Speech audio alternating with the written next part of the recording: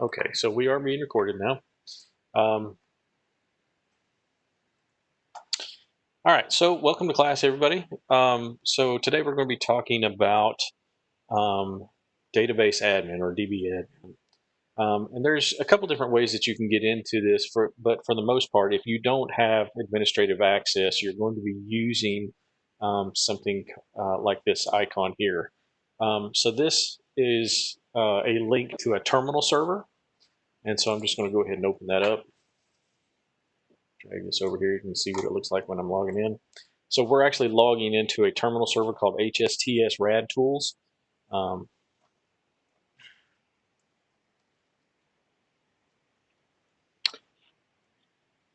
Once you log into the terminal server, it's basically going to look just like this. So this is a window that's just attached to a different computer. I don't know if any of you have ever done that before, but basically that's the way that this particular program is going to work.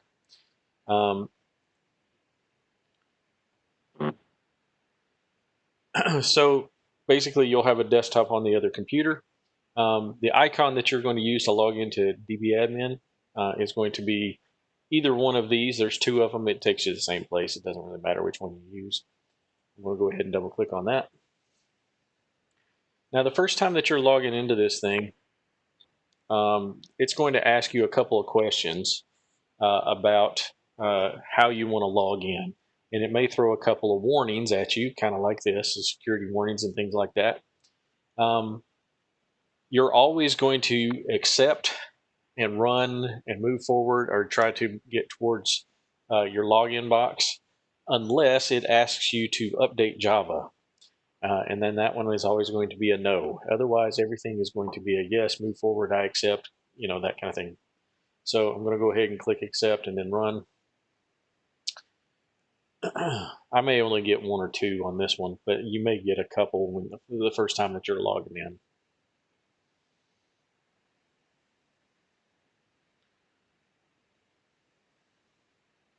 Once the login box pops up, once you have your access, it's just going to be the same as your normal PAX login or your email login.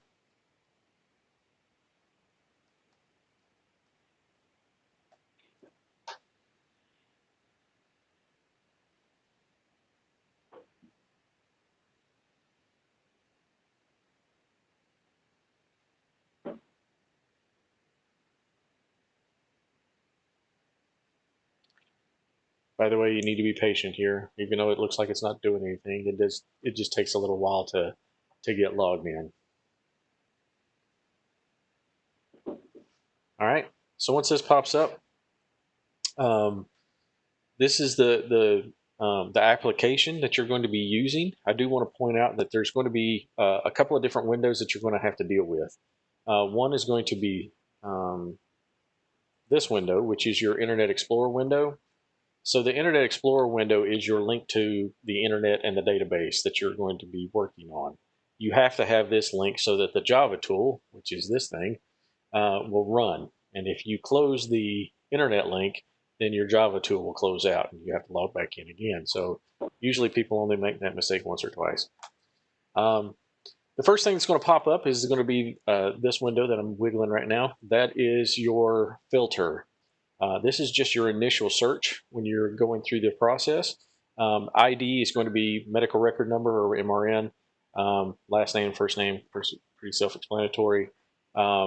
Accession number and modality. You can search by any of those things if you want to, but you're also going to have a date range filter. This is actually your biggest filter for this process as far as narrowing information down.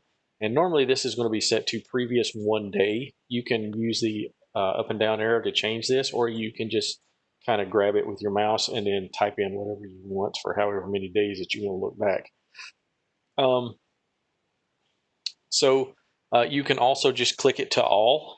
If you're going to use all, you have to have something on this side of the screen. Otherwise, you're doing a blanket search for about 7.5 million studies. Not only does that take a while, it usually crashes your program and you're not going to be able to do anything. So that's not a good search. So normally you would want to have either a medical record number or an accession number or a name to look for. For today's purposes, I'm just going to leave this at previous 1 days, and we're going to go ahead and click OK and start looking at that. There's also a feature where you can use between. I don't use that one a whole lot unless I'm looking for something very, very specific. But it depends on what you're doing as to whether or not you want to use that. Usually all is fine if you're just searching for a particular patient, and you can look for them in several different ways. Anyway, we're going to go ahead and move on. So previous 1 days, it will pop this window back up. You can either just minimize this or just click on the other window to go to the application. All right, so this is just looking at the last day. I actually recommend that you go up here and maximize the window. And the reason you want to maximize it is because you get this bar down here at the bottom. And this will tell you how many studies you have loaded at this time. And you can see right now I have 819 studies for today.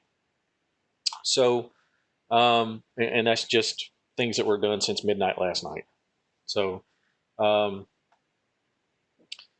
basically, the way that I teach this class is I'm going to go through this entire toolbar and I'm going to show you all these tools.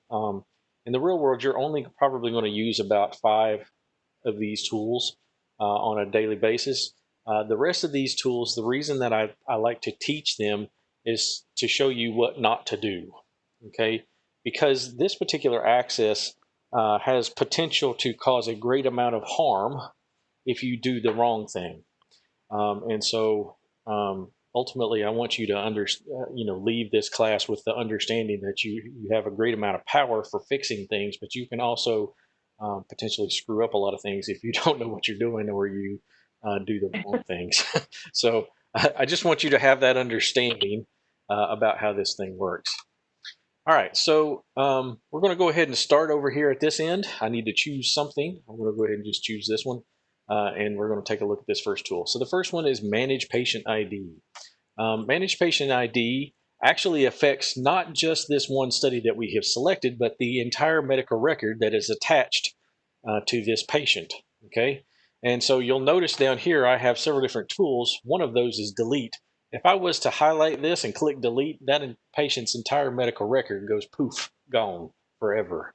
So this is potentially bad. And this is one of those things that I prefer you don't touch at all as far as this particular tool.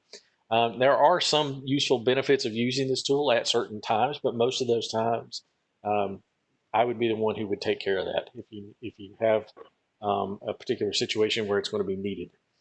This one is designed so that you can basically fix things like the patient ID and the issuer name, and you can update those, or you can insert something new if you wanted to do that.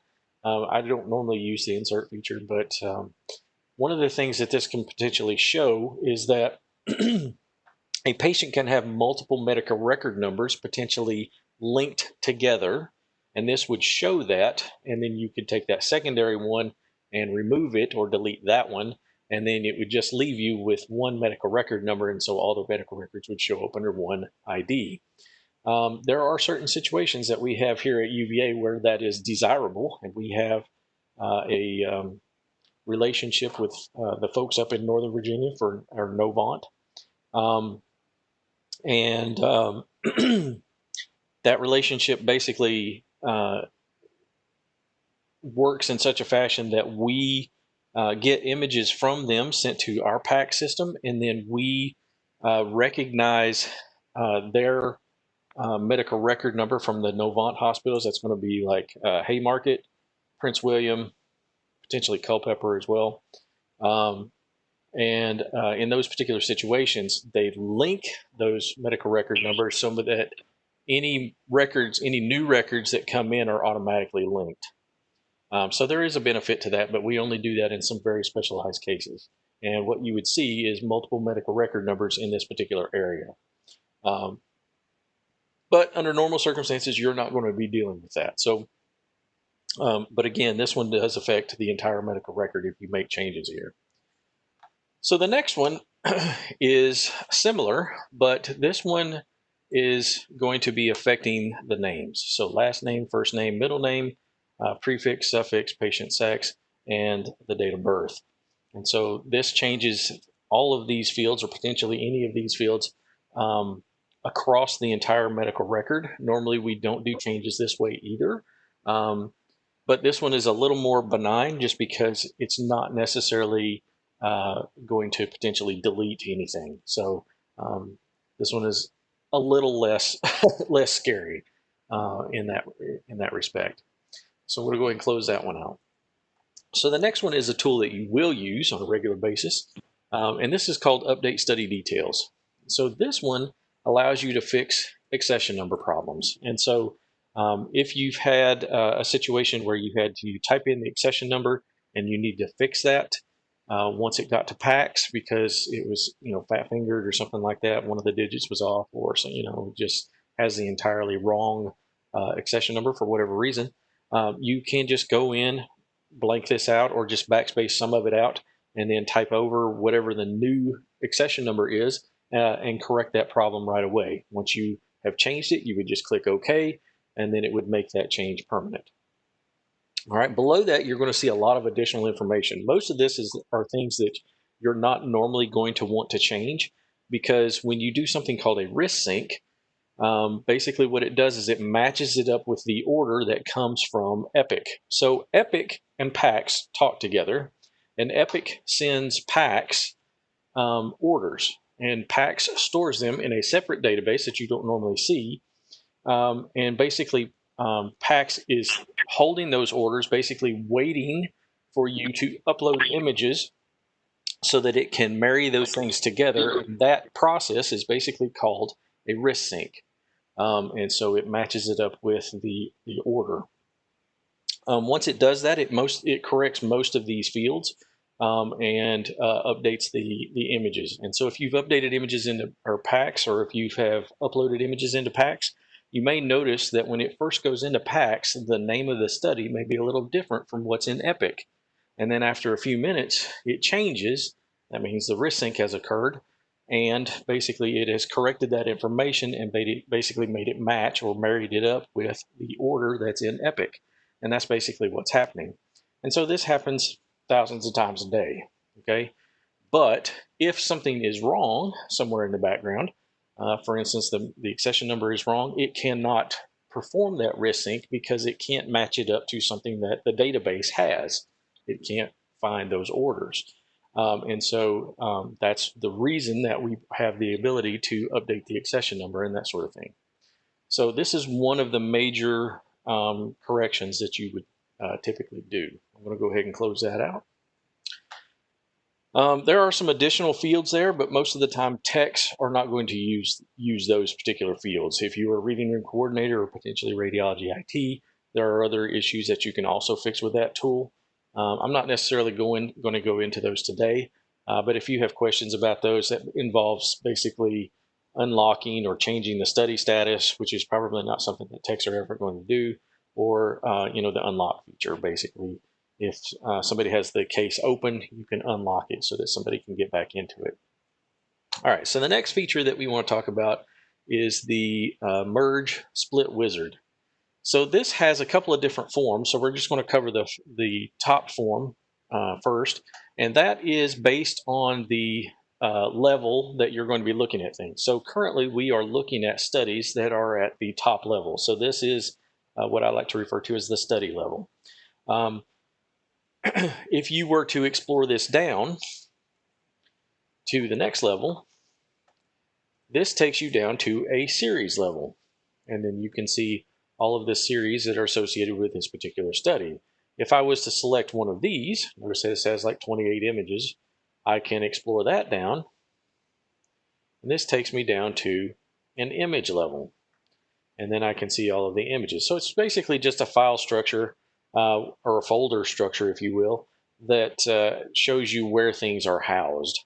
And you can actually apply this tool at all three levels. So notice up here I have this tool, I have the tool here in my series level, and I have the tool here at my image level. So I can do it at all three levels. But we're going to start by doing it at this level, the top level, the series or the study level. All right, so when you do the Merge Split Wizard, basically what it's going to do is it's going to say step 1, you need to choose a target patient. And so you have to tell it where you want this thing to go. Now you have two options here. Basically, these are the round dots that you see here. Option one is going to be select an existing patient, and then you have to click in one of these filters to do a search. I'm just going to pull in the person right below that, which is not the correct person, but I want to show you something. So this is Jasmine Dickerson, and not Gene Gunderson. But I want to show you that it doesn't care what you do, because you are supposed to know what you are doing, and it might warn you, or you are about to do this kind of thing. But normally once you get used to doing this, you're going to click right through those things anyway. So I want to encourage you to make sure you are paying attention when you're doing this, because it won't stop you from doing something that can be catastrophic. So you want to make sure that you're doing it correctly. So if I was to highlight this, it would basically light up this finish button, and I would be able to move this study under this patient, and it would basically change the medical record number, the last name, first name, and that kind of stuff to match this patient. So normally what you're trying to do is you're trying to fix things. Has anybody ever seen that situation where you have like the correct medical record number and it says dollar, dollar, dollar, and then it has a random number after that? Has anybody ever seen that before? Yeah. Okay. So what that means is when PACS was trying to match up the records, it basically said, oh, it's close, but it's not quite right. Okay. So it tags it with that dollar, dollar, dollar, and the additional numbers, basically to say it didn't quite fully match. And so it's easy to find, but it may not necessarily be under the same records if you were to pull it up by medical record number. It's close, but it's not quite exact. And in that case, you would just go in and type in just the exact number that you're looking for, select that and click finish, and it would update that information and basically move it into the correct patient's medical record. All right, I do want to point out that there is a second option here, and that is create new patient. So this first option is the merge. The second option is the split. So merge merges to something that does exist, and split creates something new when it doesn't exist to the system. Okay, so there are a couple different ways that things can exist in the system. And number one is basically it has received an order from Epic, and it has the order stored in its separate database. That means that it has something that it can match it up to. The second way that it can potentially exist is it has a shell that has a medical record number in it. It has patient data like a name and birthday and all that kind of stuff, and it has some sort of object attached to that. Usually it's images, but it could also be paperwork. It could be a report. There's a couple of different things that it could be, but it has some sort of object that is in PACS, and if you were to look up that medical record number or that accession number in PACS, you would be able to find that and see that in PACS because it is considered to be an object. Okay, so those are the two different ways that it can exist, and you can merge to something that does exist. And if you don't have either of those things, you can still proceed forward by creating something new. When you click on this create new, it's going to gray out this finish button, and it's going to click next, or it's going to highlight this next button. The next allows you to go into a secondary screen where you can type in all of the information that you need, like you can create the medical record number, you can create an accession number, and various other details for this particular patient, including the patient's name, birthday, and all that kind of stuff. If you need to do that, it's a very good idea to have Epic open so that you have your gold standard of information, and that is Epic basically, for what you want to put into this thing if you're doing a new. I will say this though, most of the time, probably 99% of the time, you're going to be doing a merge. So you're going to get really used to using this top one and not really using this one. But I want you to always be aware that even if it doesn't have something or it can't find anything here, you can do a create new to create the information in PACS and get it correct for later use. Okay, I'm going to go ahead and cancel out of this because I don't actually want to do this merge. I do want to point out one last thing here. There is a option here where it says keep a copy of the images in the original study. And so if you were to split something out or even merge something to another patient, instead of doing the merge function, it will actually do a copy. And we'll talk a little bit more about that in a few minutes, but I do want you to kind of keep that in the back of your mind that you can also do a copy. We'll go ahead and cancel that. The next thing I want to do is go ahead and just explore this down to the next level. And I'm going to demo the series level version of this just by selecting something here and then moving or clicking on the merge split wizard. All right, so this is the next tool, and this is basically just an extended version of the first tool that we saw. So it has step 1 and 2. Step 1 is, again, choosing your target patient. Now it's going to make an assumption here when you first run this, and the assumption that it's making is that you already want to move this within the same patient that you have that you started with. Okay, so normally you want to fix patient ID problems first, and then you fix accession number problems. So that way you're basically working within the same patient if you need to do both.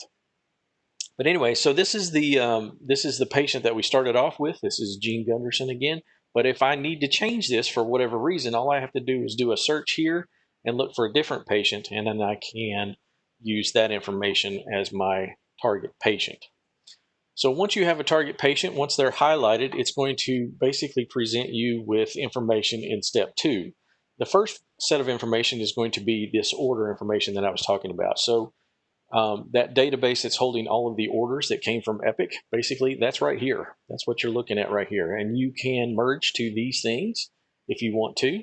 Or you can go down to this second option where it says search by study information. This is that object that I was talking about. So these things actually have images or reports or whatever, and you can select any of these numbers and then merge whatever I have chosen here or split whatever I've chosen here into another study. Okay, so let's say I started off with a CT of a C, T, and L spine, and I have all 3 sets of images under one accession number. Well, somebody decides that they want to split that into 3 different charges. So now you have a C, a T, and an L spine as 3 different charges, and we have 2 other accession numbers that I need to move the T and the L spine images to another number. If I was going to do that, I would select those images, basically go through this process, find the accession number. If it exists here and has images, I can split it, or I can send it into that, merge it into that.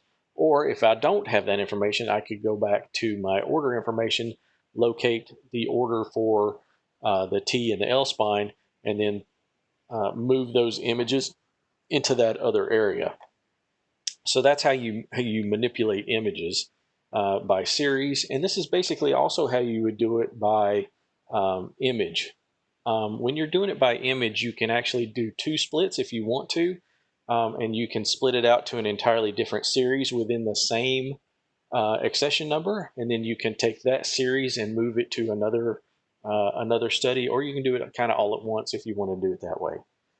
The first time that you're doing this kind of stuff, I highly recommend you do it with somebody who has done this stuff before. And if there's something comes up in your department that you need to that needs to be done, as a new user, I encourage you to seek out that work and do it so that you get comfortable using this tool. So that when you're by yourself and you actually need to fix something, you understand how to do it. And if you don't have a situation or an opportunity to do that, you can always call 1902 and refer to the radiology IT folks like myself or any of the other members of my team, and they would be able to help you with this process. And we can actually log in remotely and take a look at it with you, and then kind of walk you through the process if you need help with that. Even if you are working at night. So 1902 has a night. We have people on call that can also assist you. So it's going to be one of the engineers or one of the application team members that can help you at night if you have problems with that as well. But I do encourage you to practice with this before you actually get stuck by yourself and then have to do something and then if you've forgotten how to do it. But like I said, if you do need help, the radiology IT can help you with that kind of stuff.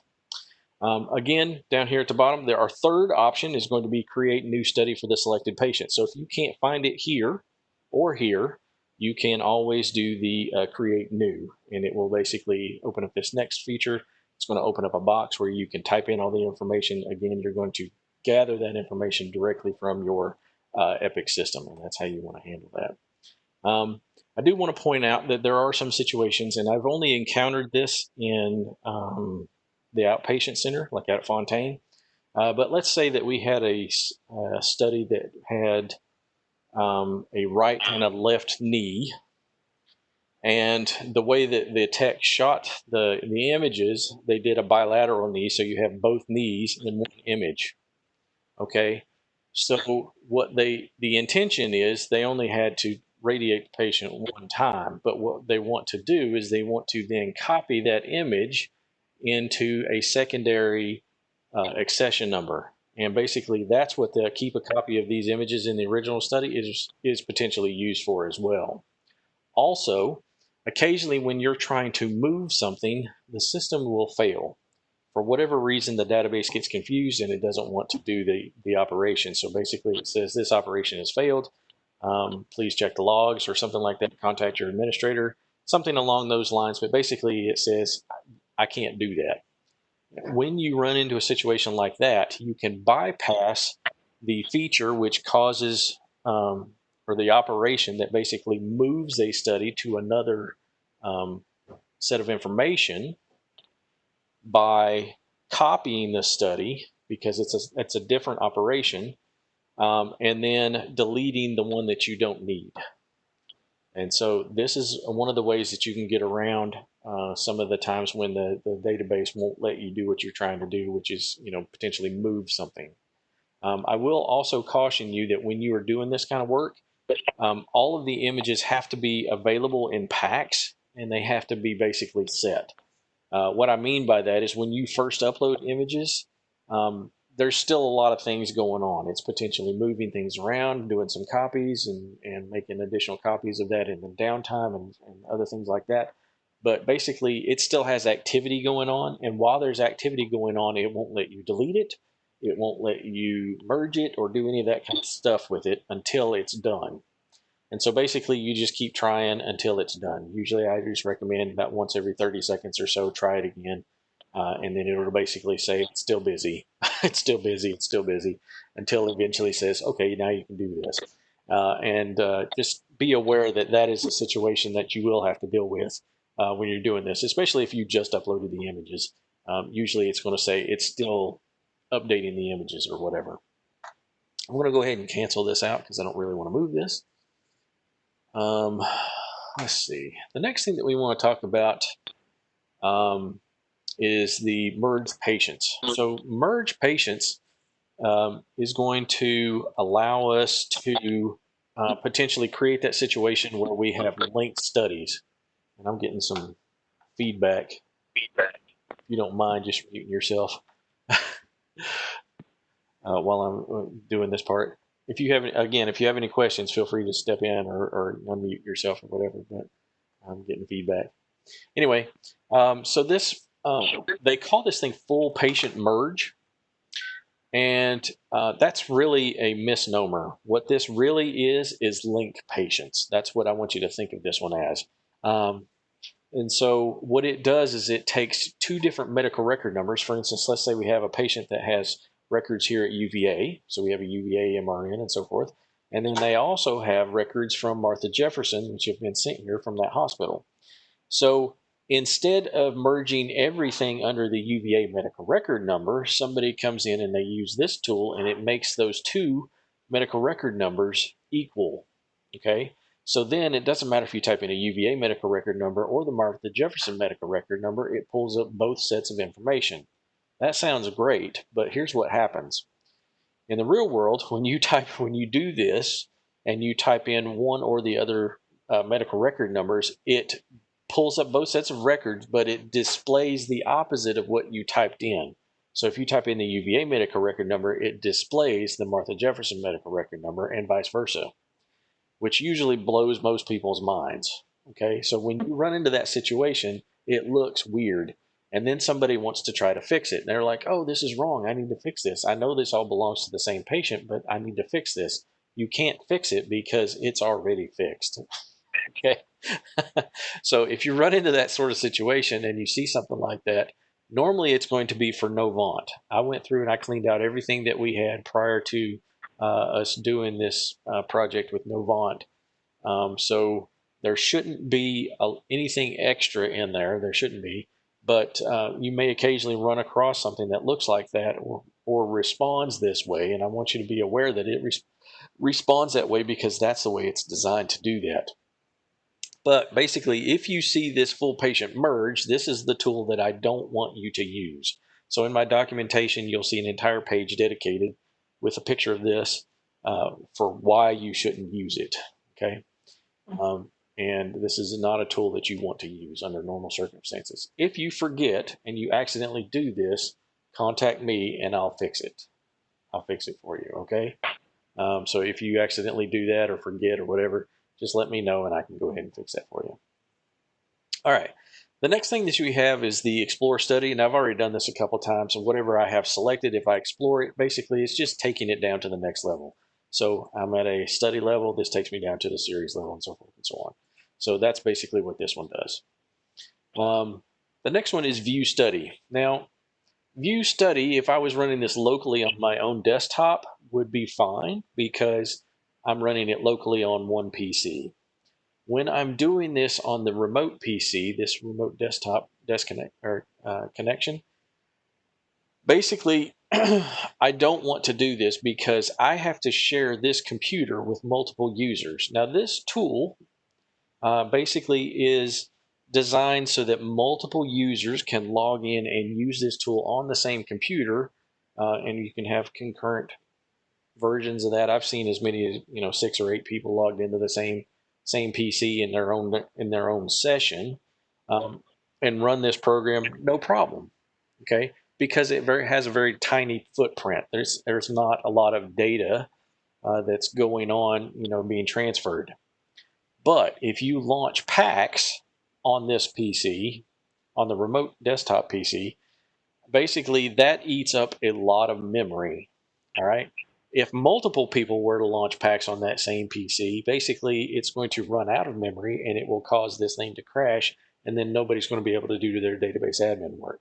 So I encourage you not to use this tool to launch your images, but you can go to your regular desktop. So literally, just go back to the whatever computer that you're working on, and typically you should have Epic and PAX launched in the background on your computer anyway, and you can literally just move this window wherever you want it. You can expand it and make it as large as it'll go, which is not terribly huge for this particular monitor, but the idea is that you can expand this thing to a certain extent. All right. All right, so that's View Study. So basically, again, this really just launches PAX, but you should have PAX launched in the background anyway, so that if you need to validate the change that you just made, you can just click over to PAX, launch your images, and validate that whatever change you made, it looks the way that it's supposed to. And I encourage you to do that, by the way. The next thing is View Order. This one is just broken. Basically, if I click on this, it should pull up a web window that shows you the actual order itself. If I was in PAX, and we'll do this in just a few minutes, I can show you what the order is actually going to look like. We'll try to come back to that. The next one is the study location, and then we also have the study media. So these are basically IT tools, and what this does is it actually just shows you where this thing is currently located. So anything that ends in FIR just means that that's a PAX server. So UVA PA FIR is our main PAX server, and then the current tier FIR is basically the second tier of PAX, and basically this is our larger storage area. And if you look around your desk and you have a cup or a bottle or something, imagine that that cup or bottle is production PAX. This is what we refer to as the fast PAX. This is what everything gets dumped into on a daily basis. It's constantly offloading information to this current tier FEAR. And if you look around you at the room that you're sitting in, doesn't really matter what size it is, it just kind of gives you a good perspective for the difference in size. That cup versus that room is basically the difference in size of how much stuff you can store in this thing. So the current tier FEAR is huge. I mean, UVA packs will hold a lot of data, but compared to current tier FEAR, it is tiny. Okay, and so basically, imagine, if you will, that we're currently pouring information into the UVA packs. It's constantly copying stuff into this current tier FEAR for longer term storage. But basically, the fast packs, or the UVA PA FEAR, is the fast packs that we use on a daily basis. So like anything that's current is going to be uploaded there.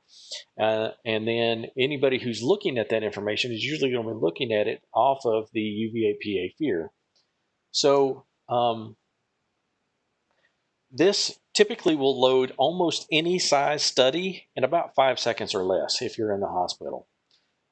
That's one of the nice things, and that's one of the reasons we call it the fast packs, because you can launch something that's like 5,000 images in about 5 seconds, which is pretty quick. Because in the reading rooms, especially in the reading rooms, we have gig connections that allow us to potentially load enormous data sets very, very quickly. So the current tier FEAR is a little bit slower. So even though it might have these larger studies, they might take up to 15 seconds or maybe a little bit longer, depending on the size of the study. But it's still what we call spinning disk. It just has a much larger storage space, so it might take it a little longer to retrieve that information. But basically, it's still pretty fast. Okay. The third tier that we have in that is basically called tape. And we haven't really used tape since like 2006, but all the tape stuff is basically not connected directly to our PAC system any longer. Even though we have that data, it does exist, we have the tapes, we don't have a means of retrieving that data any longer. So anything 2006 or older, if it doesn't load almost immediately, then it's not going to load. Back when we still could access it, it usually took about 45 minutes to load something from tape, which is way too slow, and most radiologists are not even going to, fathom, thinking about trying to upload something like that anyway, just because it takes too long. So the idea was that they would contact radiology IT back in the day, and then we would load that study in the background, and then later on they could go back and they could find their comparisons or whatever it was that they were looking for. But I just want you to know that right now, currently, that information is not available to us, and we cannot get to it at this time. It's basically unavailable to us. So I'm not going to get into PACS architecture today, but basically I do want you to know about these two pieces of it, which is UVA PA FEAR and then the current tier FEAR. There is also one other piece that I do want to mention, and that is the downtime. So anytime you copy anything into production PACS, it's automatically going to copy itself into downtime. You can also go the other direction, copy something into downtime, and eventually it will make its way into UVA PACS as well. So this operation, it's basically considered to be a mirror. And what that means is basically if you copy something into one, it eventually does a check and it will copy it into the other as well. Normally this process happens from production directly into downtime. And that's usually the first thing that happens as soon as you copy a study into PACS anyway. But basically what that means is if PACS goes down, we have a backup copy that we can log into called downtime that would allow us to be able to view images and continue our work if we needed to do that. But anyway, these two things are basically going to tell you the exact location, which hard drive a study is on, and things like that. But these are basically tools that radiology IT will use. The second one is basically talking about study media. That's the tape system that I was talking about. And if you were looking at a really, really old study, this would actually tell you which tape it's on and that kind of thing. So in the past, this was useful, but currently probably not so much. Moving on, the next thing that we have is the HCFF files. So the easiest way to think about what HCFF files do is it makes PACS run smoother and look prettier. So when you log into PACS and you're looking at a particular study, When you pull up the Patient Mini Archive or the PMA, basically there's going to be thumbnails there. The process that makes those thumbnails is some of these HCFF files. Okay, so again, it just makes PACS look prettier. Now, does PACS need that to run? No. Is it nice to have? Yes. So basically what these two files do is this one checks to see if those files have been run or made. And if they haven't been made, you can click this file or this button and it will make those. I'm just going to tell you, in all my years of working here at UVA, and I'm getting ready to celebrate 20 years in like tomorrow, I think. Yeah, today's what, the 5th? Yeah, tomorrow is my anniversary, my 20-year anniversary. So that is going to um, be something that you will probably never have to do. I've never had to do this. This basically runs reliably in the background, and even if it didn't, you could still look at images in PACS. You just wouldn't necessarily have those thumbnails. So the next thing that we want to take a look at is this tool called Change Study Instance UID. So I need to create a concept here for you.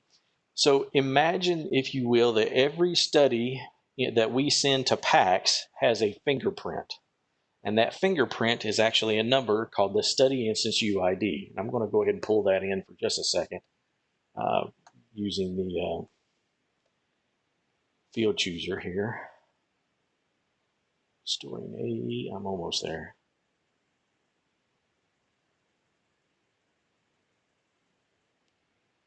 Nope, not quite there yet. There we go. Study Instance UID.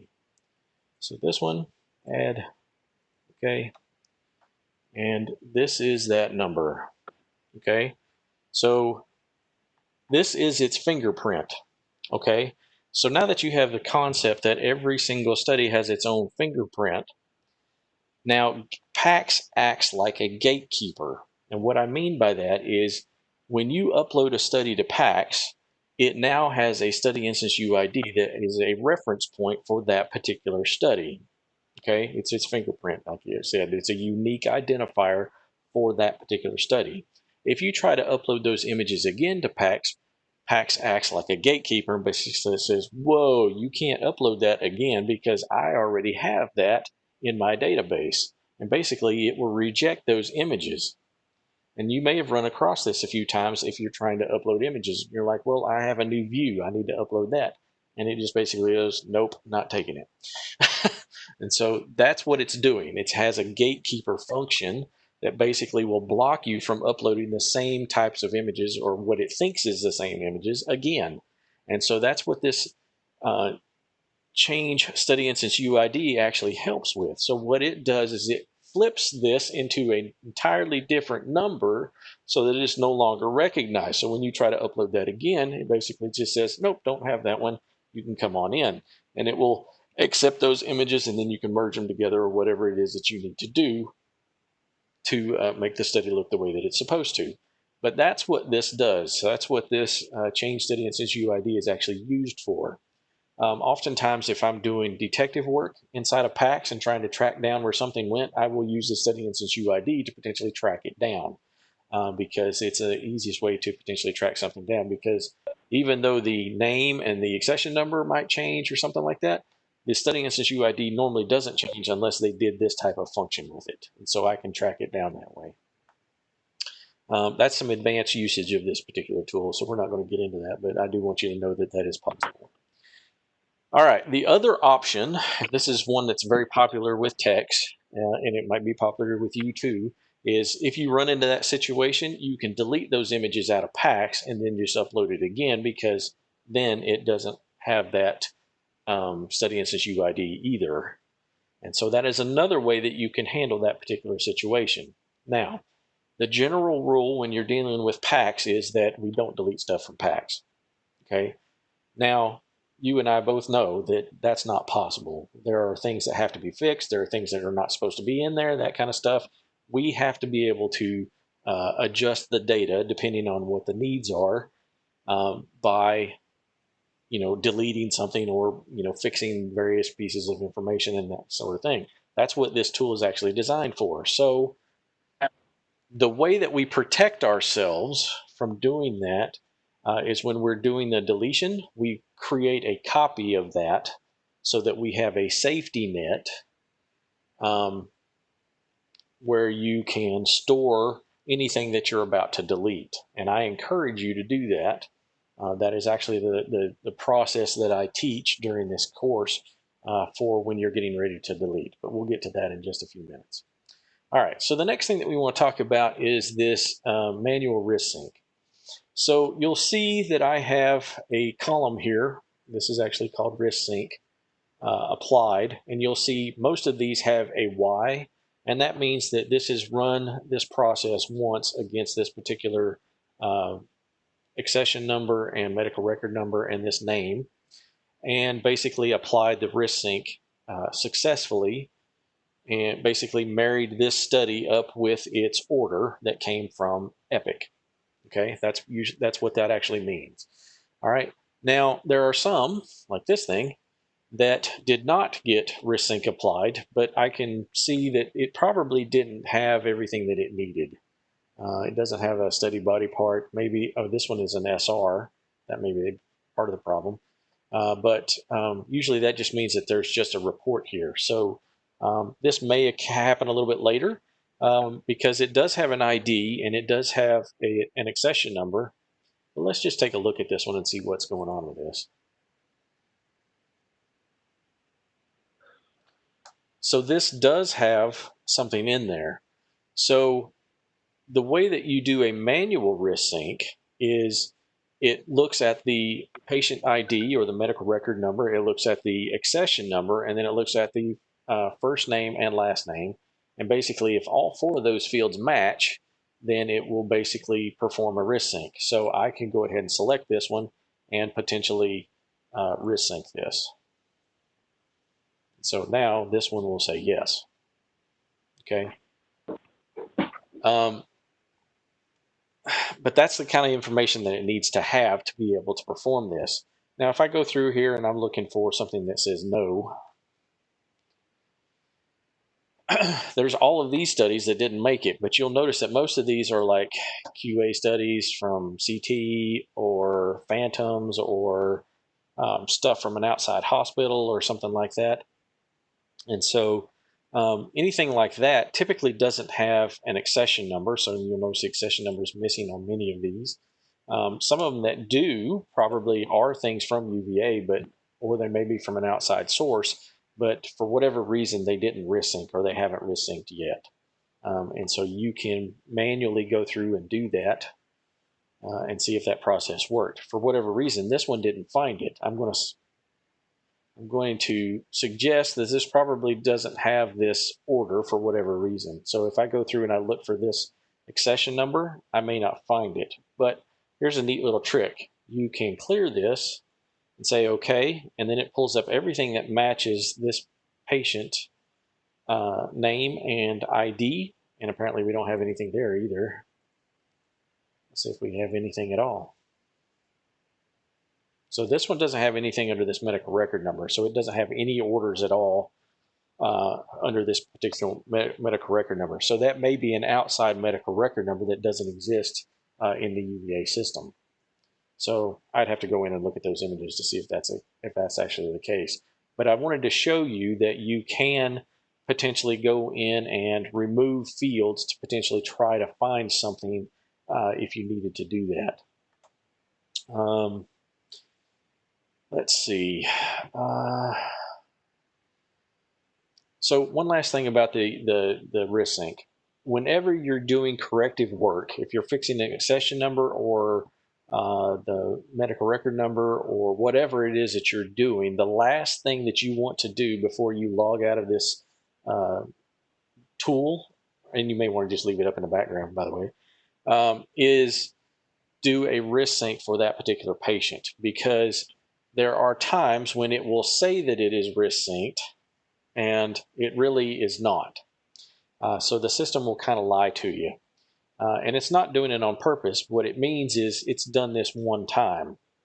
So if it says yes, it means it's applied this risk sync at least one time. So there was an order, it applied a risk sync to that particular order, but keep in mind, if somebody changes that order in Epic, the order that's in Epic no longer matches what's in PACS. And then basically, even though it says it's wrist synced, it may not be wrist synced with the most current order from Epic. In that particular case, you can resend the order from Epic back to PAX, and you can re-wrist sync that, and it will marry it up with the latest data. Let's just take, for instance, a situation where we had a chest x-ray. It started out and it was going to be 2 views. Well, middle of the study, the patient just walks out and says, I don't want to do this anymore. I'm out of here. You can keep that 1 image. Well, this was a 2-view chest that has now only got 1 image in it. So now it's a single view chest that needs to be changed. But you go ahead and you process it like you would normally, and you're like, I'll fix that in a few minutes. Well, something ends up coming up and you don't get to it right away. Well, it makes it into PACS as a 2-view chest, but it only has the 1 image. Radiologist looks at it. He's kind of on the ball, so he reads it right away, notices there's only 1 image, puts that in his report, tries to upload a report. Basically, when Epic tries to receive that, somewhere in between there, you actually fix it on the other end. So you change it in Epic to a single view chest. So now the order that you have in PACS no longer matches the order that's in Epic. Does everybody understand kind of what I'm talking about there? I know this is getting a little complicated, but I'm trying to walk you through what we do here in radiology IT and what the reading room coordinators go through on a daily basis. So this is the kind of thing that happens that potentially screws up the ability to upload the report. Okay, and so once it's been re-triggered and wrist synced again with the correct order, then it now thinks on the PACS side that it is a single view chest, and it matches the order, which is also single view chest, on the Epic side, and it will accept that report from the radiologist. And so unless all these things match, basically the opposing system will reject it. Okay, and that's basically what happens. So now you know a little bit about what kind of goes on in the background and what all those reading room coordinators are actually doing. Okay, so the wrist sync is very important when it comes to uploading those reports back into Epic. Basically, that's how that process works. All right. So the next thing that we want to talk about is this create structured report. So a structured report is basically the radiologist dictated report. So you'll notice that if you have uploaded images into PACS before, let's say you had a 3-view ankle or something like that. If that was the case, you might have 3 images. But then later on, when you look at it after the radiologist has read it, it might say there's 5 images. It's not really 5 images. It's 3 images plus 2 pages of a report. Okay, and basically that's what has happened in that particular situation. It counts those as an object, so it counts those as images, which are not necessarily images. But that's basically what's going on. That is a structured report, or an SR. So this tool basically allows you to create a structured report if it doesn't exist. The current way that our PACS works, we don't have to do this. Historically, we had a separate program called PowerScribe, which was a third-party program that was outside of our PACS. It would generate reports, or allow us to generate reports, and it would upload that report to Epic, and then Epic would send that report back to PACS and store it in a separate database. And then you could use this create SR to create an object in PACS that would represent that that report, or that object, so that if you burned that on a CD, it would go with that study to another facility and that kind of thing. And so this was a desirable effect. But now the new way that we do our reporting from the radiologist's point of view, it's going to go directly into PACS and be created as an SR immediately, and then it only has to make one hop basically into Epic, and doesn't have to make this triangle to get the report to where it needs to be. So that's our current state. So we don't actually use this tool at all anymore. But I guess it's there if we ever needed it. Then we have this thing called manual distribution. So this is also dealing with SRs. Let me find one that actually has an SR. And when you click on this, what this allows you to do is basically re-trigger that send of the report back to Epic. And so you would just check this box that says HL7 server configuration, click distribute.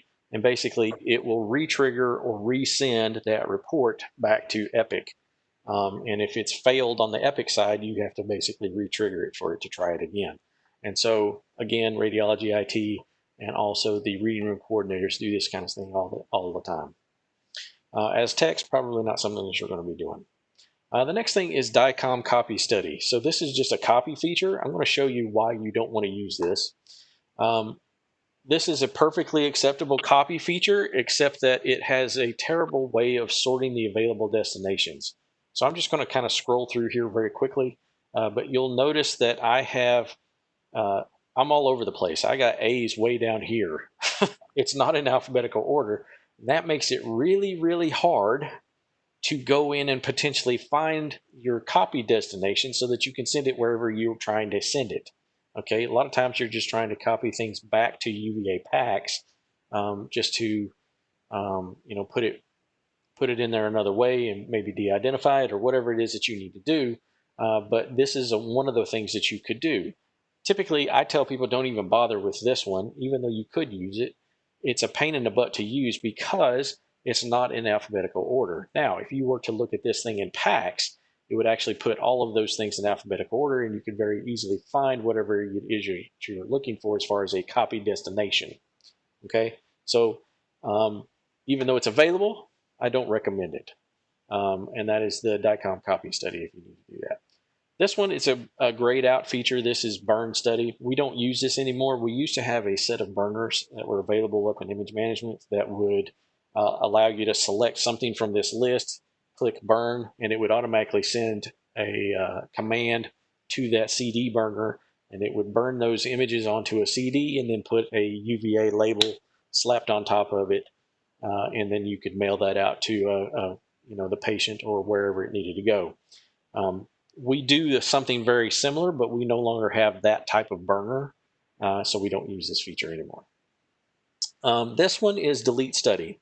So I don't even like to do this on a real study, so I'm going to go down here and find one of these QA studies, and then I'm going to click on delete because I don't even want to accidentally delete something because these are patients' medical records and you should feel the same way. And if it doesn't make you feel just a little bit scared when you go in here and do something, you don't have the right attitude because you can potentially create a lot of havoc for somebody or potentially a lot of people.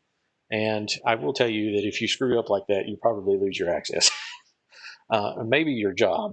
I don't know. It depends on the severity of it. It depends on how bad it is. But so try not to delete anything that you don't actually want to delete. Okay. Now, talking about deletes, there's two different versions of a delete. There's one called a local delete, which basically means that you're going to remove something from one database, basically either production PACS or downtime PACS.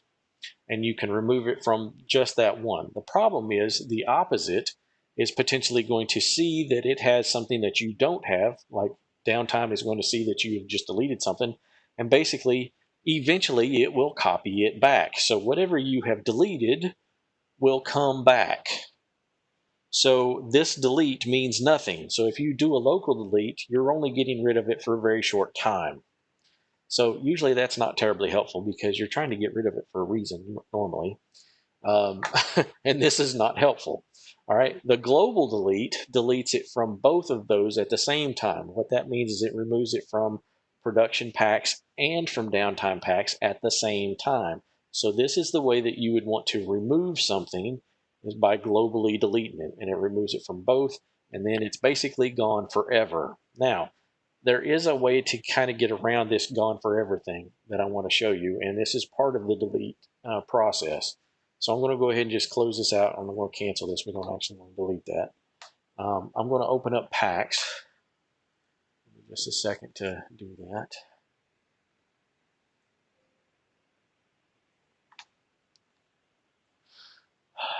Where is my PACS? There it is.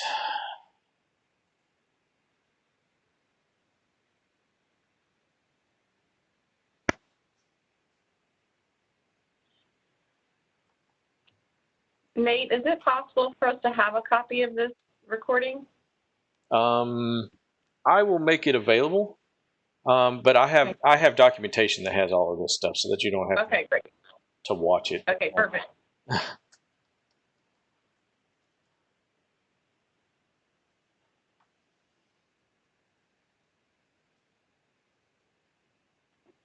But I will make this available in the future for people who are unable to make this class. I prefer to do it live if I can, but in certain circumstances, this is acceptable way to handle this, and they can kind of go through and watch this and see what we did during the class. All right, so the first thing that I want to demo is this deleted studies copy. So I'm just going to go down here to CT Today, find another one of these CTs that's a Phantom or whatever. I'm going to right click and do a copy, and I'm going to copy to deleted studies. And you'll see what I did is I just dragged and dropped that to the copy to feature so that I only have one over here. Now, I have seen people in the past click add all, and it literally moves all of these things over to the copy to side. Now, if I have this highlighted on this side, that doesn't mean anything. Okay, if I was to have more than one thing over here and I just highlight one, it doesn't mean it's copying to that one. It copies to everything that's over here. And when you get your access, I have administrator access, but you're going to have what's called RAD Chief access. You're going to have actually more destinations than I have for places that you can copy to. And a lot of those are not here in the hospital. So if you're copying something somewhere, you need to be very careful about what your destination is. And you usually only want to copy it to one place. So I do want to caution you against that, or at least be careful with that. I did have some poor unfortunate soul once upon a time that was trying to do this, and they did exactly what I just told you. Basically, they had selected something, clicked add all. They weren't paying attention. It had all these things over here. I started getting calls from all kinds of outside hospitals basically saying, hey, why'd you send us these images? And I'm like, I don't remember sending you that, but let me look into it. And I started looking into it, and I literally saw a copy to like, I don't know, 50, 60 different destinations, and a lot of those were outside hospitals. Well, let me just clue you in. Every single one of those that went to an outside hospital that wasn't something that we meant to send is a HIPAA violation. Don't do that. Don't do that. So be very careful about that. So copying to deleted studies, not a huge deal. Basically, you just copy it over here, then you just click OK. I'm going to show you what this looks like. So then we come back up here to our archive list. We're going to find the deleted studies. We're going to do a search. I'm just going to look for today's date.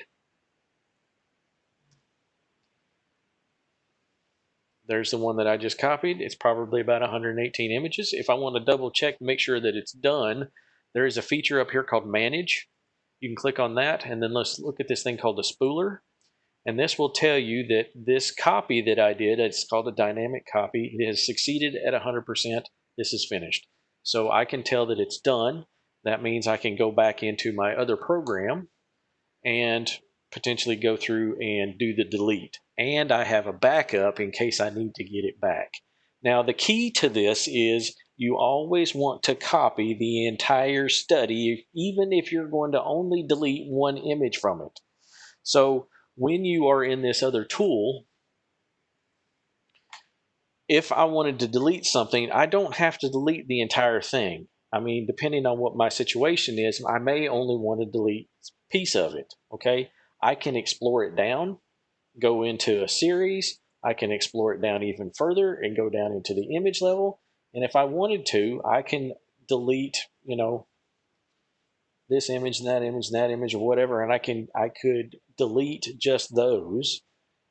I'm not going to do that, but I'm just saying you could, so that you can remove the images that are not needed.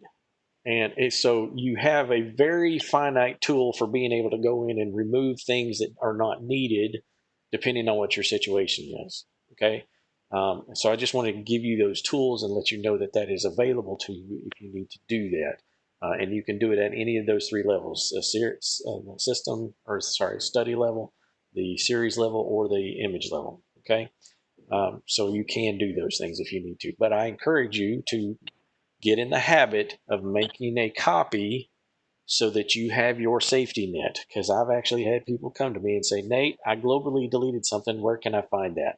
And I'm like, it's gone forever, bud. You'll never be able to get that back. Because the first question I ask when they do that kind of stuff is, did you make a copy of it and send it to the deleted studies? And if the answer is no, I'm just like, sorry, bud, it's gone forever. So get in the habit of doing that copy to the deleted studies if you have to delete something, and then you will always have a backup. And the reason that you want a backup, probably 999 times out of 1,000, when you delete something, you're going to be able to pull it back from your modality. But what happens if your modality blows up, catches fire, gets corrupted, whatever? That 1 out of 1,000 chance is the one that you're going to need when you don't do the copy.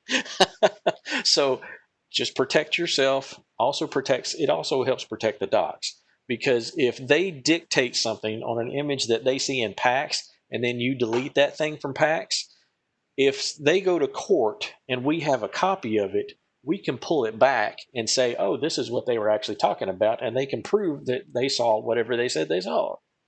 And so it also protects the docs just in case. So that's the reason that we do it. Okay. So this is just a good practice. Go in and make a copy of that beforehand. And like I said, go ahead and copy the entire thing. Even if you're only going to delete 1 or 2 images or whatever, doesn't matter. Go ahead and get in the habit of doing that just so that you have good practices with this. And if you ever run into a situation where you don't have it on your modality anymore when you're trying to resend that study, you have something. You at least have something. And so that's basically how the delete process works. The next 2 things are protect and unprotect study. Basically, 99.9% of all studies in PACS are unprotected. Basically, what that means is you or I or anybody else could potentially move, copy, delete, do whatever they need to do to those images if they need to. If they are protected, basically it's protected not only from all users, but also from the system, because the system is constantly playing this shell game and moving images around all the time. I'll not get into why it does that, but basically just trust me, it does. But if you protect it, if you go in and select a study and click protect, it basically will lock it down in that place, and it will not move that study again until it's unprotected. Okay. And usually the system doesn't necessarily like that, because it wants to be able to move things around. That's just kind of the way that the system works. But these are used in very extreme circumstances when we have things that are blowing up in PACS. If we've had PACS fill up the database before or something like that, something breaks and it's not removing information from production PACS or something like that. We actually had that happen back in 2016. We had that happen one day, and we had to lock a bunch of studies down because those things were very, very broken. But anyway, we try not to do that. We haven't had anything since then, so it's been at least 4 years since we've had that problem before. All right, or since then. Anyway, the next thing that we have is this display settings. Now, this tool is one of those tools that is not just for your user. This is for all users that use this tool. And so normally I go in and set this up. You do not want to turn on this automatic refresh, basically because it's probably one of the most annoying features you'll ever have to deal with. Let's say you're trying to write an email, and about every 3rd word, it pulls the focus from whatever it is that you're writing back to this program. It makes it really hard to do anything else. If all you're doing is watching it load studies, then this is probably something that's useful. But usually the only people that do that are myself and Chris Moore. So this other thing is the limit fetched rows. Sorry, starting to get a little tongue-tied. And usually I have that set to 1,000 to 2,000 depending on the day. Usually 1,000 is way more than you're going to need for whatever it is that you're doing. And just to kind of demo that, when you're doing something, you're like, oh, I got too many. Well, you can narrow it down however you like by just adding things to these fields. For instance, if I want the CRs, I can narrow that down by doing that. I can narrow it down by putting in, a sex or something like that and say I want only the females who had CERs or whatever. And now I've only got 160. So I can narrow it down however I like. I just chose those fields at random. It doesn't really matter. You can use whatever you like. You can use last name, first name, whatever, to narrow your search down however you like. But basically, you can narrow your search or create a new search based on these fields as you go. I do want to caution you, though, if you are clearing out these things, be very careful if you clear out your date field. Because if you don't have anything else selected up here and you clear the date field, it's again doing that search for 7.5 million studies. And it will basically cause this thing to crash. So if you do that, basically just try to kill the application and start over again, because that's really all you're going to be able to do. That brings us back to our filter. You can open up the filter and basically readjust if you need to from here. But you don't have to use this. Once you are in this format, you can actually go up here and change the date filter directly from here just by clicking in the date header, or searching for a last name or whatever it is that you're looking for. But you can go back to that if you want to. And then this last one is basically your refresh. And so this just refreshes your search so that you have up to the second data. All right. Do I have any questions? Nope. All good? All right. All good. So there is one last thing that I want to kind of go through, and that is basically the documentation. So let me go ahead and close this out. And I'm going to show you the documentation that I'm going to email to you here shortly. And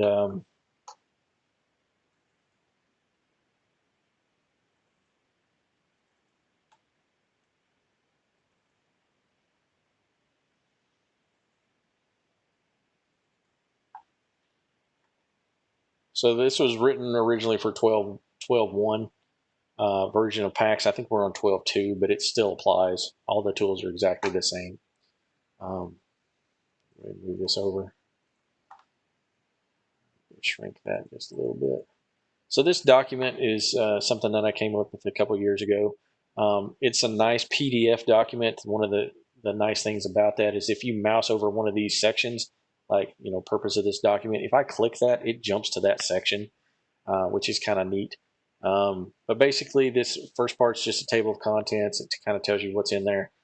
This next section, section 1, is basically an overview of the toolbar. That's exactly what we just covered. It gives you kind of the short version of this without all the stories in between. It tells you what to use and what not to use. So it kind of goes through the entire toolbar. It just tells you what all of those things look like, or shows you what all those things look like, and then kind of tells you how they work. And the next section is the how-to section. This is explaining the merge versus split. Which one do you use? What it looks like on the toolbar itself, or on the tool itself. So like this one just says, this is the merge tool. That's this one. This was the split tool. Create new user.